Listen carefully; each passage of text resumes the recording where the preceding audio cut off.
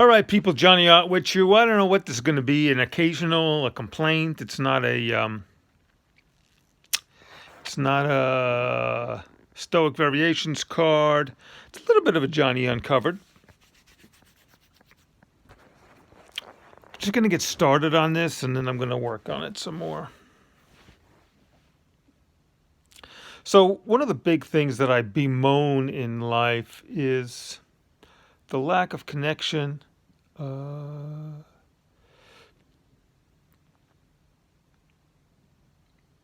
between art and life the way I imagine it might have been or must have been in the before times.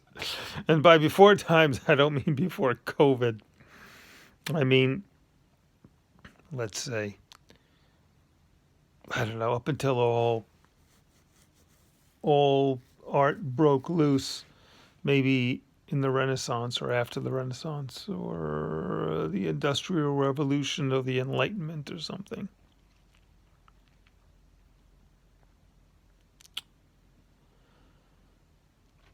So this is my struggle as an artist is, first of all, I don't really call myself that. That's a struggle. So maybe it's not really about me, but it is, I guess, if I'm speaking it. The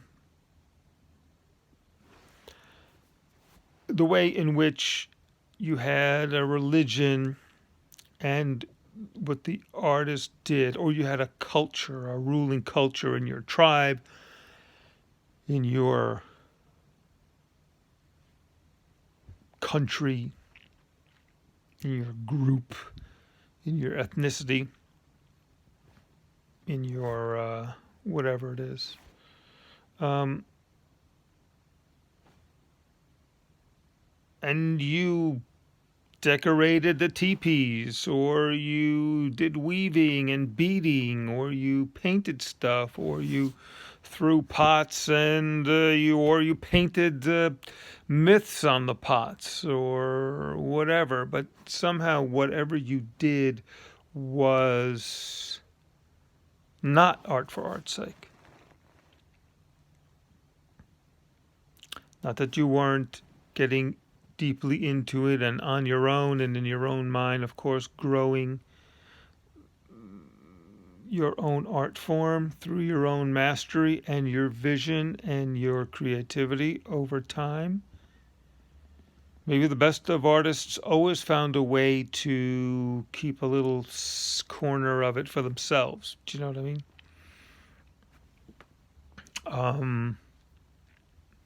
To do the thing they needed to do to serve the powers that be, the culture that existed, that obtained, that laid down the rules and guidelines and norms. So you got to fulfill that function, right? This is what we do. In the tribe, everyone brings something to the party, and you're bringing the color and the form, applied arts. I mean, every kind of art was an applied art with a functionality. Even the decorative aspect of the arts were functional. I mean, maybe they were functional just in terms of exalting the status of the ruling class, but there was a function there.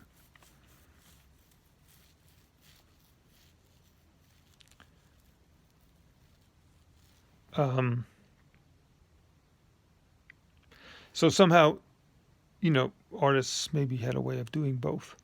Serving the function and then scratching their own itches, for their own bit of self-expression or their own dedication to their craft. So what I'm missing and what I bemoan is that. Now, if I step back and say, yeah, that's great, that system must have been very fulfilling. At the same time, it might have been quite stifling. I'm the kind of person who I had design jobs And I always wanted more freedom. And then when I got the freedom, I was never happy with it, because I didn't really know what to do with it. And that's kind of where I am now, too. You know, I have my day job, and I'm happy to complain about it. But when I have time off, what do I do? I just was off now for a week, 10 days, and I just literally slept. Part of that was recovering from having worked overnight for a while.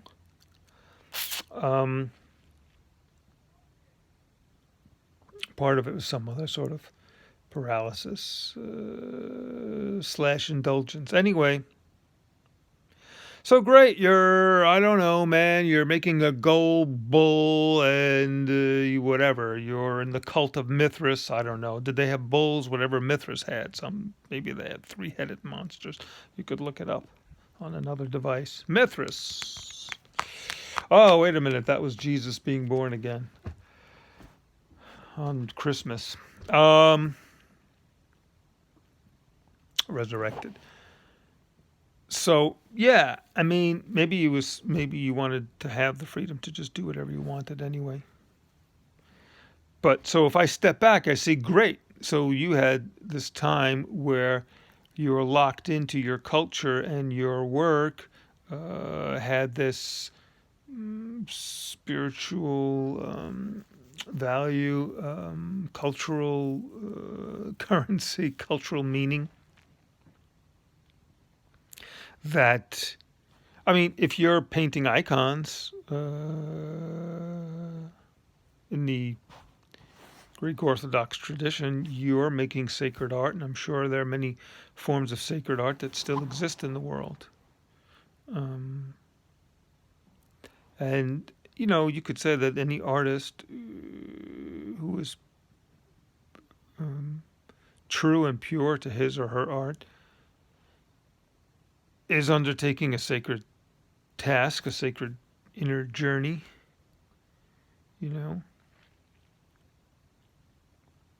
But that's not the same as, this need that we have as people for context and for outside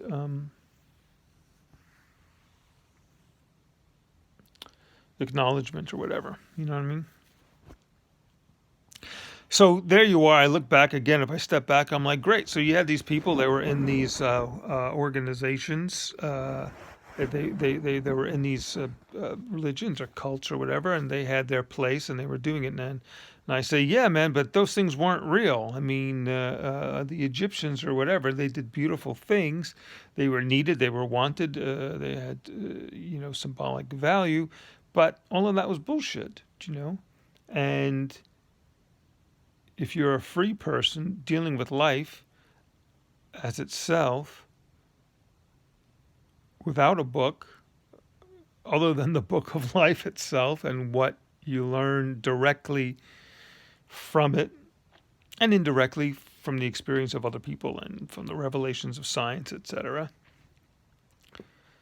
you have to make your own meaning. I have to make my own meaning. That's the call, right? To put these hands to use to something that is meaningful to me. Meaningful might be making money, being able to support myself, or meaningful might mean fulfilling what feels like a calling or my purpose, or that has a spiritual dimension, or that I feel is of service to other people or the world, I mean, that was one of the reasons why I thought it was so great to go to school to study architecture, because you'd be doing this thing where you're artistically creative and at the same time providing for others, providing a service for others, but providing beautiful spaces in which life can be lived and in life-enhancing spaces. Yeah. So I find myself, in the context of no context, with the moral obligation to make and find my own meaning in life through my work and I can't make it up. I mean, I suppose you can make it up. Maybe you have to make it up, or maybe you have to search yourself until you find that thing. I don't know. You see, that the through line of being, or the connecting of being and doing for a person. What is it? How is it? And how do you accomplish that? I think that's the question. Where it goes click. Eddie Van Halen just died, age 65. It's funny or not funny. I was watching a little documentary about Walt Disney, and he died at 65 too. And of course, Walt was a different kind of 65. But he accomplished so much in his life. And towards the end of his life, he had this great sense of urgency to do something other than be recognized or remembered for, Mickey Mouse. And he worked and worked and worked on his plan to create Epcot, not exactly as we know it, but as a real experimental community, with whatever, living and working all together over hundreds of acres.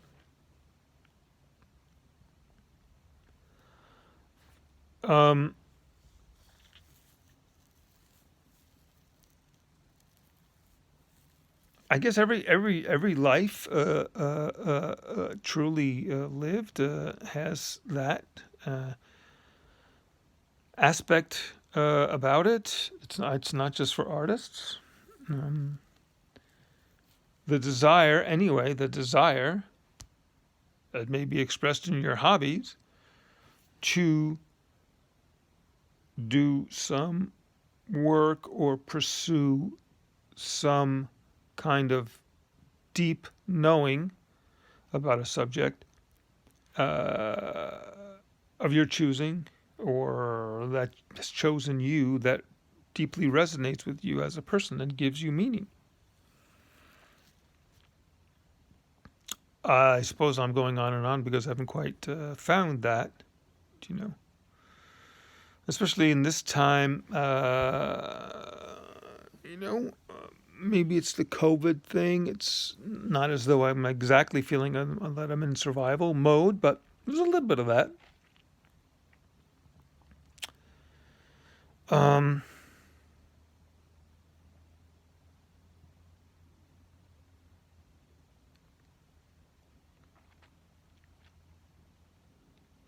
I just feel not clicked in to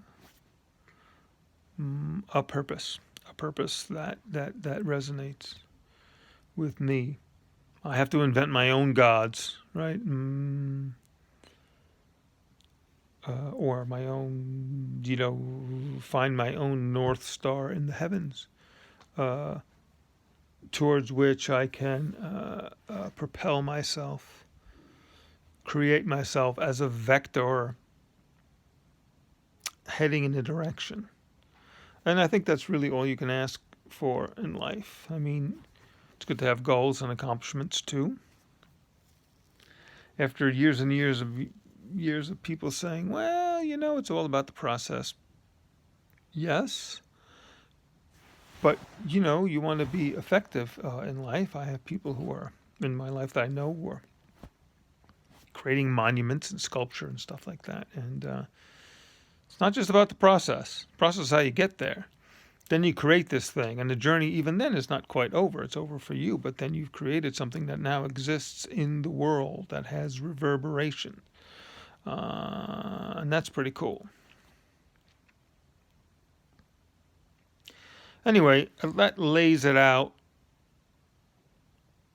I've got to do some more work laying that out for myself so I can really see it and see what I need to do to address it. Okay, thanks for now. That was a lot. I owe you. Write me. I'll send you some free artwork. Okay, bye.